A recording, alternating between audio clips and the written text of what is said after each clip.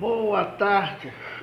Hoje, dia 2 de novembro de 2020, nós estamos aqui gravando, as parábolas de Jesus de ontem, de domingo. A semana foi bastante corrida, tivemos bastantes empecilhos, Mas hoje estamos aqui gravando as parábolas de Jesus. Amanhã, se o Senhor permitir, estaremos na nossa programação normal. Nós não conseguimos gravar no portal Folhas Cariocas, tendo em vista o ataque cibernético que eles sofreram, e estão se reorganizando, mas a partir de sexta-feira nós estaremos aqui pregando a palavra do Senhor. Então hoje, se o Senhor permitir, nós estaremos distribuindo nas nossas mídias as parábolas de Jesus. Amanhã ao vivo no portal Folhas Carioca, no portal Ondas de Maricá, sobre o estudo do apóstolo Paulo. Quarta-feira, terminando o estudo filipenses. Sexta-feira, Folhas Carioca, estudo de 1 Pedro, e domingo as parábolas de Jesus. Curta, compartilha, evangelize, a forma de você evangelizar os vídeos que a palavra de Deus está sendo pregada, Visite o nosso canal, Batista Alfa e Ômega, Batista Alfa e Ômega no YouTube, Batista Alfa e Ômega no Facebook. Meu nome é Michel Vinagre, nós estamos aqui para lhe abençoar. Nosso telefone é o 99-385-0375. Se você entrar na mídia do Facebook, você vai ver que tem um link, um grupo de WhatsApp somente de estudo, que somente o administrador posta, somente os estudos da palavra do Senhor, para evitar qualquer tipo de confusão. Amados irmãos, estamos aqui hoje falando sobre a parábola da grande ceia, as dificuldades, que a obra do Senhor ela atravessa, É uma parábola que ela vai falar sobre o amor de Deus, o grande amor de Deus, uma das que mais espelham o amor de Deus. Todas falam, mas essa é bem latente do que Deus faz por nós, e da rejeição do homem a Deus, ou seja, era para ser o contrário, O homem implorando e clamando a Deus uma oportunidade, Deus nos rejeitando, mas é o contrário, Deus é amor. Se você puder estudar conosco, nós vamos ler de Lucas 14, do 15 ao 24, Lucas 14, do 15 ao 24, assim diz a palavra do Senhor. Ouvindo isso, um dos que estavam com ele à mesa disse: Bem-aventurado o que comer pão no reino de Deus. Jesus respondeu: Certo homem deu uma grande ceia e convidou a muitos. Na hora da ceia, mandou o seu servo dizer aos convidados: Vinde, pois tudo já está preparado. Mas todos a um começaram a escusar-se, Disse-lhe o primeiro: Comprei um campo e preciso ir, rogo de que me dê escusado. Outro disse: Comprei 5 juntas de boi, vou prepará-los, rogo que me dê o escudo. Outro disse: Casei-me e não posso ir. Voltando aquele servo, anunciou essas coisas ao seu senhor. Então o dono da casa, indignado, disse a seu servo: Sai depressa pelas ruas, bairros, e trazei aqui os pobres, os aleijados, os cegos e os mancos. Disse o servo: Só está feito como mandaste, mas ainda há lugar.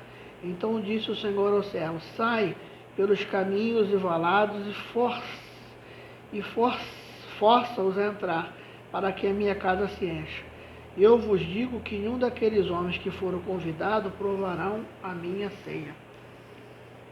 É uma parábola rica, Deus está mostrando o seu amor, a sua ternura, combinado, com um homem, autossuficiente, um homem que se acha autossuficiente, combinado, o homem que rejeita Deus. Como eu falei, teria que ser ao contrário, mas o homem que rejeita Deus. E nós vemos realmente como que o homem, ele pode rejeitar a Deus. Se você observar, essa parábola fica muito clara que o ser humano peca contra Deus não por causa das 3 áreas principais da sua vida. Ele sai porque 3 áreas principais da sua vida estavam boas, eles já tinham um pré-convite do banquete, eles já sabiam do banquete. E quando o seu servo chama, só era uma ratificação, ou seja, eles deram realmente desculpas esfarrapadas, né? Mas se você observar, esses homens, eles tinham uma autossuficiência.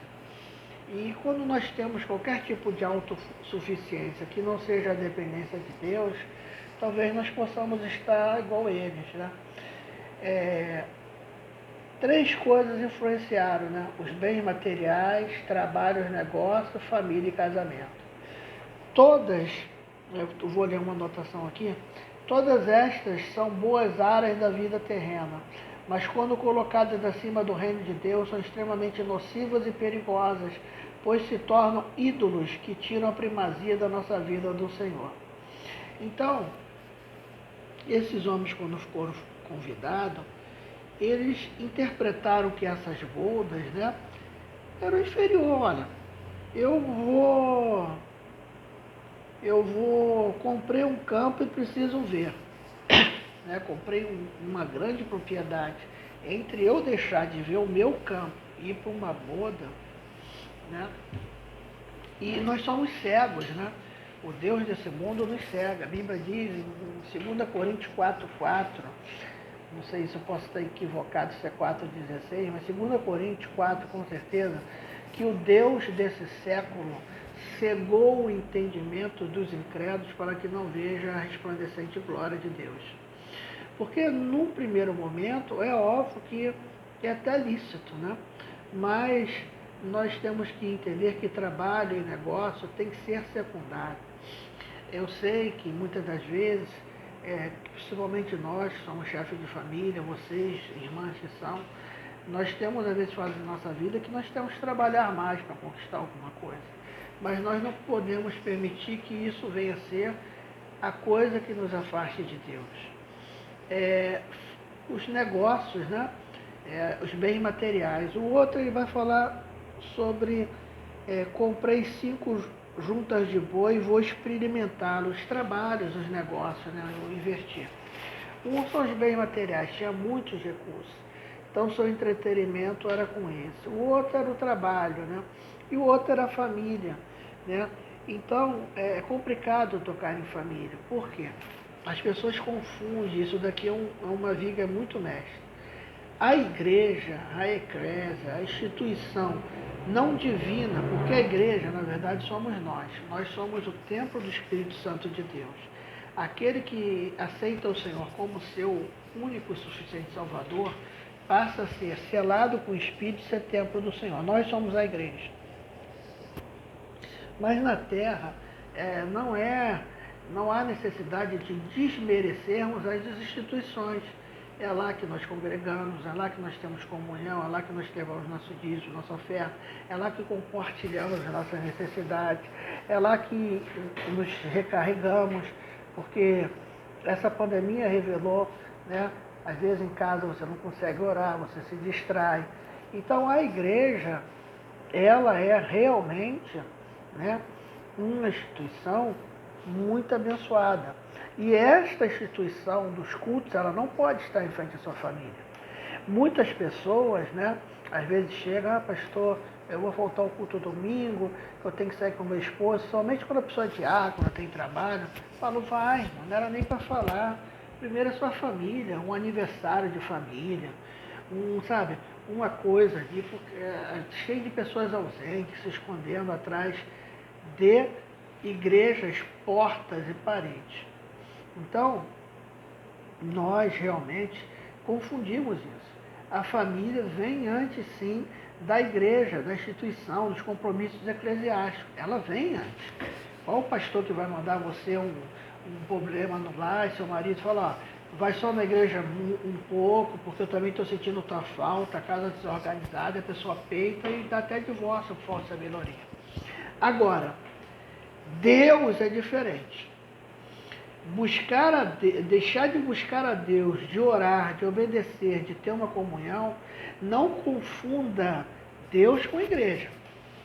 Não confunda. Até porque na igreja tem todo tipo de pessoa.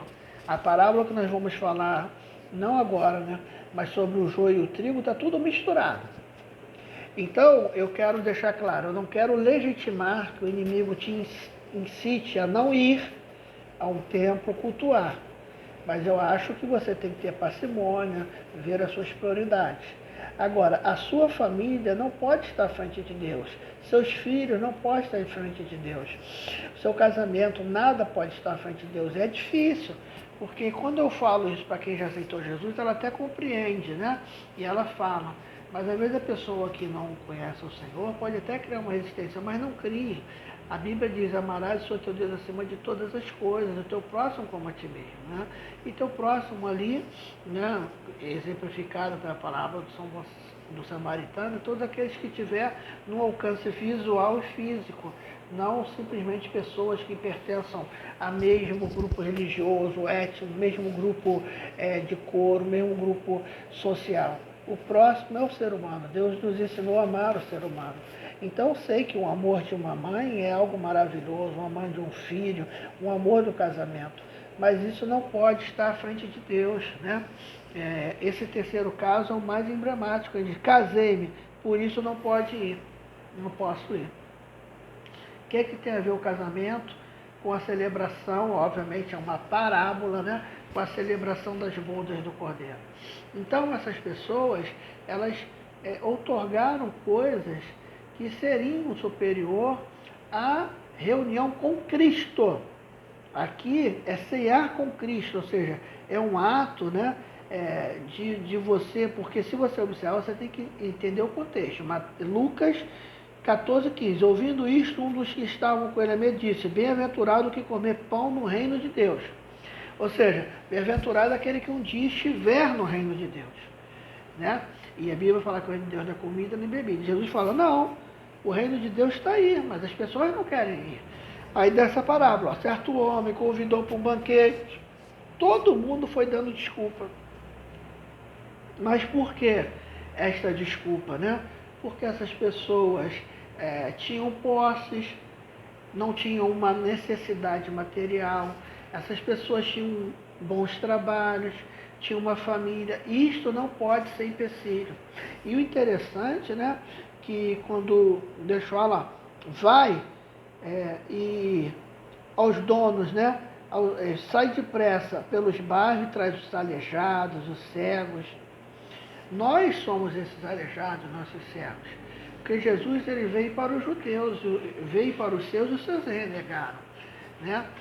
Mateus fala, ele não veio senão as ovelhas perdidas de Israel. É óbvio que o plano de Jesus era a salvação, mas assim, simbolicamente. Então nós somos esses cegos, aqueles que não viam, nós somos aquele aleijado que não andavam no caminho de Deus. Nós somos aqueles pobres de espírito, ainda que tenha $1 milhão no bolso, ainda que tenha todo o material. Não adianta você ser rico e não ausente de Deus, né? Aleijados, né?